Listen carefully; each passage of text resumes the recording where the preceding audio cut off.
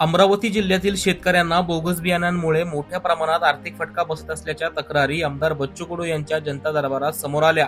यावेळी विविध तालुक्यातील शेतकऱ्यांनी उगवण झालेल्या पिकांबाबत आणि झालेल्या नुकसानीबाबत निवेदन सादर केली।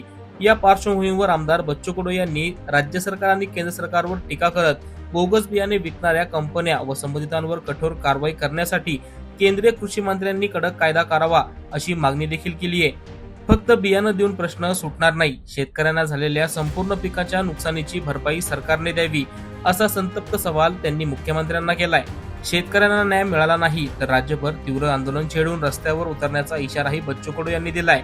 बोगस बियाणांमुळे नुकसान झालेल्या प्रत्येक शेतकऱ्याला तातडीने आर्थिक मदत देऊन दोषींवर फौजदारी कारवाई करावी अशी मागणी देखील त्यांनी केली आहे। जनता दरबारात आलेल्या तक्रारींवर तातडीने कार्यवाही करण्याचं आश्वासन देत शेतकऱ्यांच्या पाठीशी ठामपणे उभे राहणार असल्याचंही आमदार बच्चू कडू यांनी स्पष्ट केलंय। हो, आज तुमच्या जनता दरबारात शेतकऱ्यांनी मोठ्या प्रमाणात हजेरी लावली होती। काय नेमक्या शेतकऱ्यांच्या वेदना आहेत?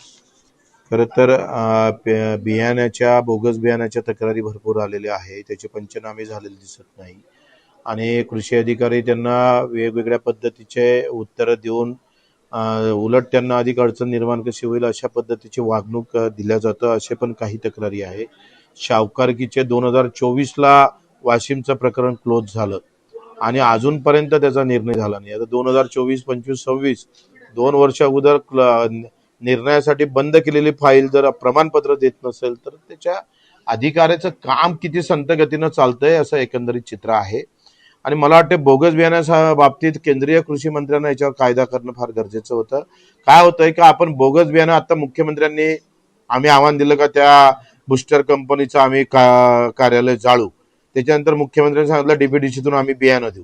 आता बियाणं दिल्यानं चालणार आहे का? फक्त तुम्हाला त्यांना पेरणी गिरणीचा खर्च पण द्यावा लागेल, दुबारा पेरणी करावं लागतं त्याला, आणि नाही साधलं तर त्याचा वर्षभराचा उत्पन्नासहित त्याला पैसे दिले पाहिजे। कायदा नसेल तर कायदा केला पाहिजे।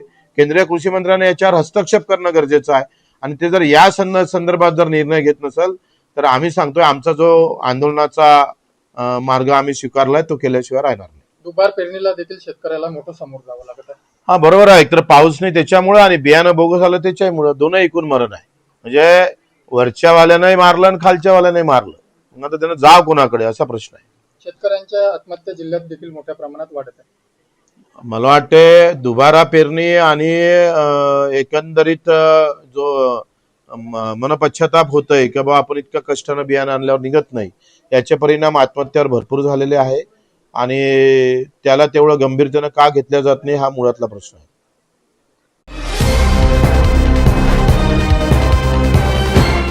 पाहत रहा फक्त जनविकास न्यूज, सत्य, संघर्ष आणि जनतेचा विश्वास।